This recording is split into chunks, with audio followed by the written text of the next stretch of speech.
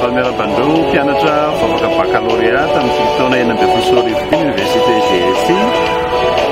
Tolotra main Université GSI zany dia efa vokatra avy amin'ny mpianatra amin'izao fotoana izao mivoaka zao ny journal gazety GSI zany zay hitantsika pejy efatra ato anatiny misy mombamomba ny Université GSI, misy koa mombamomba an'ireo mpianatra mivoaka tato rehetrarehetra, indrindrandrindra ny tontolo ny hainao manjery satria dia 75% mpianatra moa zany zao dia efa voaray any anivon'ny soit journal de presse écrite, soit audiovisuel, journal télévisé reny.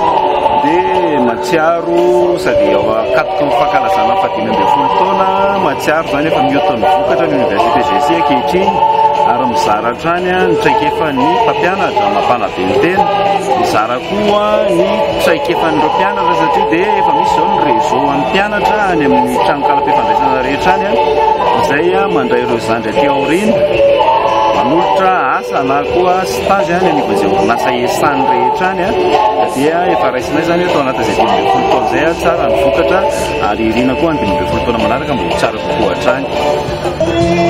Ankoatra ny communication zany misy ny informatique, misy ny gestion, misy ny BTP, tourisme et hôtellerie, travail relation internationale ary koa ny paramédico.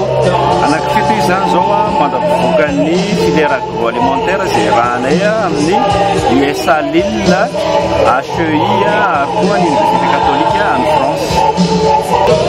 Fidirana officiel moa zany dia ny 13 octobre 2016 misy anankidimy ny site ny Université GSI, misy eo amin'ny GSI Antaninarenina akaiky ny pharmacie métropole, GSI Analakely eo ampitany institut d'hygiène sociale, GSI Ambodifloy eo akaiky ny restaurant Fisia.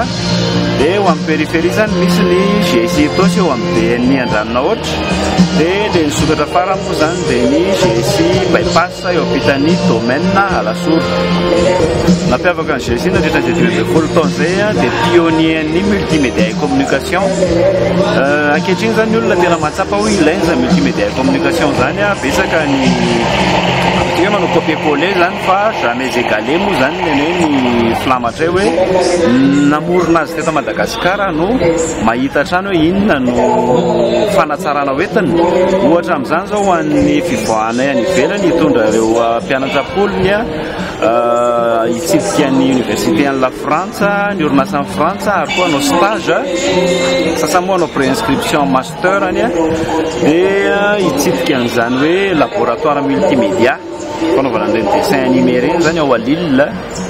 Mety ho tonga hatrany a Bruxelles any zay hitsidika an'ireny amin'izao moa zany monde virtuel efa tena be dia be zany amin'ireny hoe mampiasa téléphone, smartphone dia connectena amin'ny ordinateur, amin'ny internet afaka zany amorona dessin animé, amorona maquette pub à partir ny conception web zany ny mpianatra manomboka izao.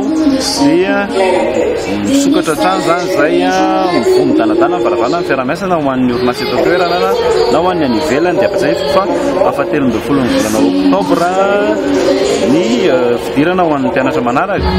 Tsy miova ary mety tsara hatrany zany izay moa tsy ambo tena hoe ilay université tsara indrindra fa mety tsara hatrany zany satria ny zavatra atao no tokony ho hita zany ary tena hoentiny any ivelany ireo mpianatra ireo. Dia ingany mba ho tsara hatrany ny rahana zany miaraka amin'ny reto mpianatra vavaka bakaka no manarotra ihany koa miaraka amin'ny mpianatra rehetra malagasy.